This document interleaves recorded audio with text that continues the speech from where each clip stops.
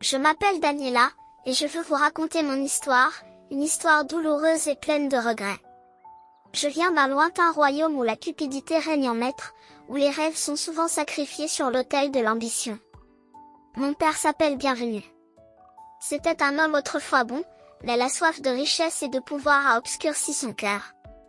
J'étais sa fille bien-aimée, mais pour lui, j'étais aussi un pion dans son jeu de pouvoir.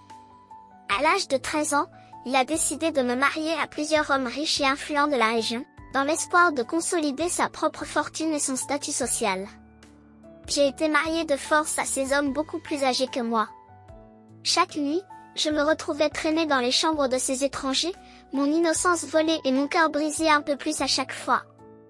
Je me sentais comme une marionnette entre les mains de mon père, sacrifiée sur l'autel de sa cupidité. 9 mois sont passés, et un silence sombre a enveloppé notre domaine. La maladie m'a frappée de plein fouet, me laissant souffrante et agonisante dans mon lit. On ne pouvait dire avec certitude lequel de mes nombreux maris était responsable de ma condition et de ma grossesse, et la malédiction semblait peser sur la maison entière. Les hommes qui m'avaient épousée se regardaient avec méfiance et suspicion, se rejetant mutuellement la responsabilité de ma maladie. Mon père, Bienvenu, regardait sa fille mourante avec des yeux remplis de regrets et de remords.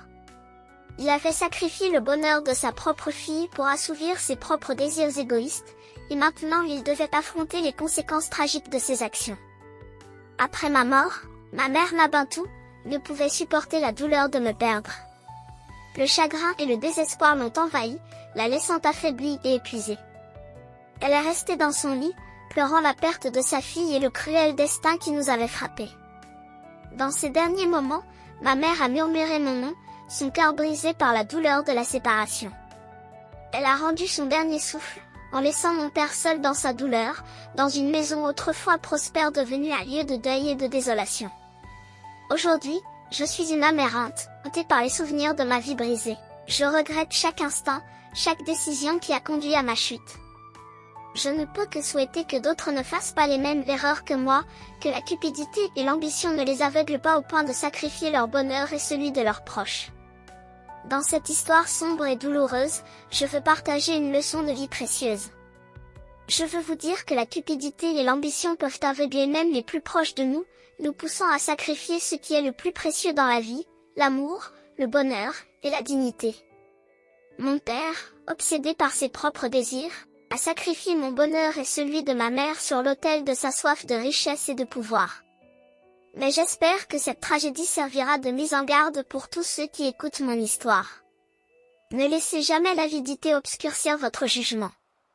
N'oubliez jamais la valeur des liens familiaux, de l'amour et de l'empathie. Car ce sont ces choses-là qui donnent un sens à notre existence, qui nous rendent vraiment riches au-delà de toute mesure matérielle. Et rappelez-vous toujours que les choix que nous faisons peuvent avoir des conséquences dévastatrices, non seulement pour nous-mêmes, mais aussi pour ceux qui nous entourent. Choisissez avec sagesse, et que l'amour guide toujours vos pas.